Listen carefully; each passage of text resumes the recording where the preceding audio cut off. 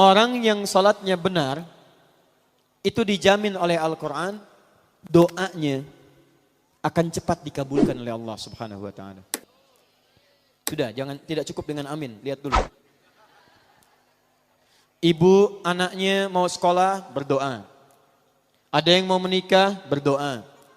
Ada yang cari kerja, berdoa. Awas, awas. Kalau Anda tiap hari menunaikan sholat, tapi doanya telat terjawab, maka ada yang harus dicek dalam sholatnya. Karena orang yang sholatnya benar, itu Masya Allah, mohon maaf, jangankan doa biasa. Orang yang meminta kepada Allah, bahkan yang kata manusia mustahil, itu kalau sholatnya benar bisa dikabulkan oleh Allah Subhanahu wa Ta'ala. Dalilnya Quran surah ketiga Ali Imran ayat 38 sampai 39, paling kanan sebelah atas. Saya agak cepat. Quran surah ketiga Ali Imran ayat 38 sampai 39. Kenal Nabi Zakaria? Oh, yo kenal. Kenal di mana? Nah, orang rengat tak? Belum ditulis sudah kelihatan. Nabi Zakaria kenal. Masya Allah. Baik, sudah.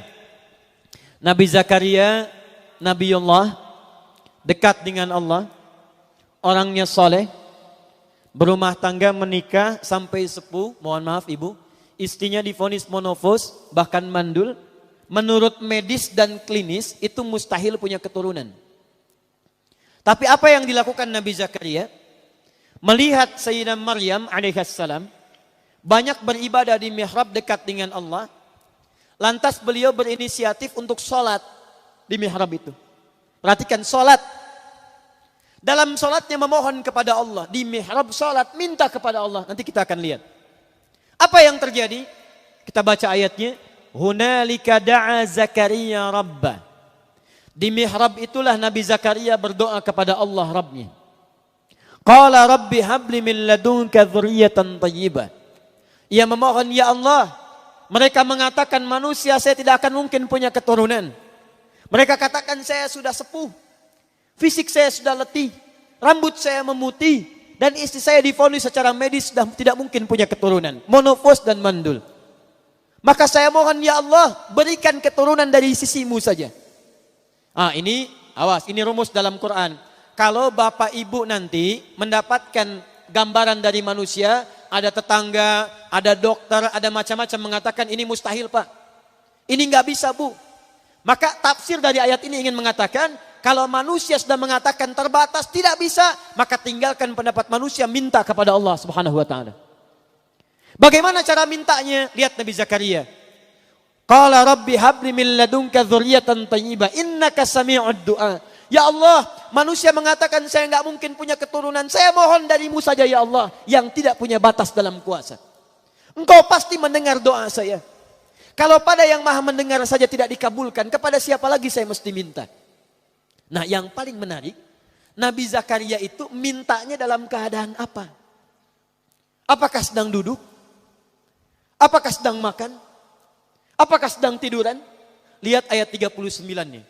Begitu selesai berdoa, perhatikan, selesai berdoa, tiba-tiba turun malaikat. Fanadathul malaika wa huwa qa'imun yusalli fil mihrab. Tiba-tiba turun malaikat menyampaikan kepada beliau, annallaha yubashshiruka bi Yahya. Jadi baru selesai berdoa, turun malaikat. Hei Yahya, hei Zakaria, kamu dapat kabar gembira dari Allah, kamu akan punya keturunan. Bahkan langsung namanya dari Allah, Yahya. Dari kata Al-Hayyu, artinya hidup. Yang mustahil kata manusia, lahir dari rahim seorang perempuan yang monopos dan mandul bayi yang hidup. Kata Allah, bagi saya nggak ada yang mustahil. Jadi hidup. Kapan dia berdoanya? Wa huwa qa'imun yusalli fil mihrab. Ternyata beliau berdoanya masih berdiri dalam sholatnya. Nabi Zakaria sholat bu.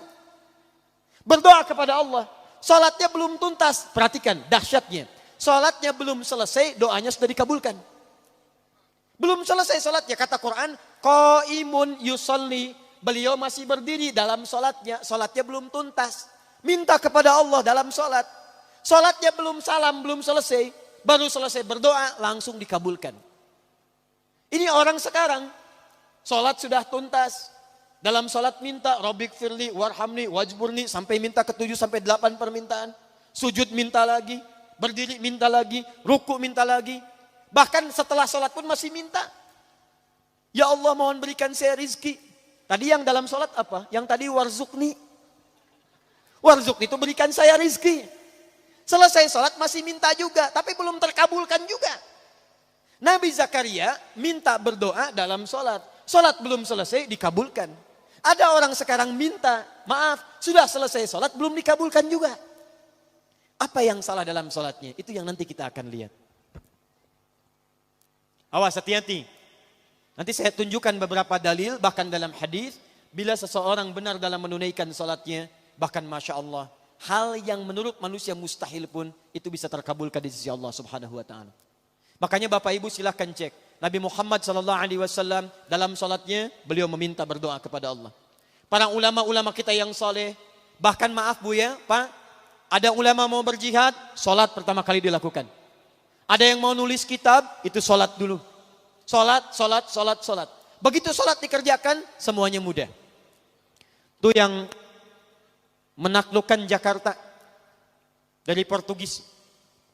Di Jakarta dulu, itu namanya bukan Jakarta, Sunda Kelapa. Berdekatan dengan Banten. Dikuasai oleh Portugis. Datang ke Indonesia, ke Nusantara lewat Malaka, Selat Malaka tahun 1511. Menguasai wilayahnya wilayah Portugis, wilayah Sunda Kelapa. Siapa yang membebaskan itu? Namanya Fatahillah. Dikenal dengan Faletehan. Itu menantu Sunan Gunung Jati.